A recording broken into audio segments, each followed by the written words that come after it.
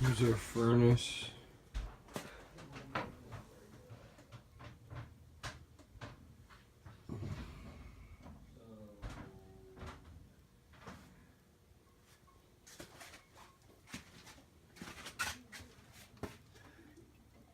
Gonna have to put some metal behind there.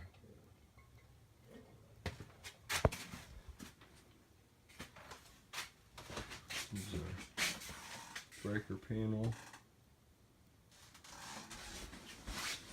Gonna have to, the easiest route is gonna be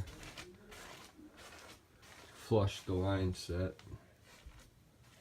you can see here.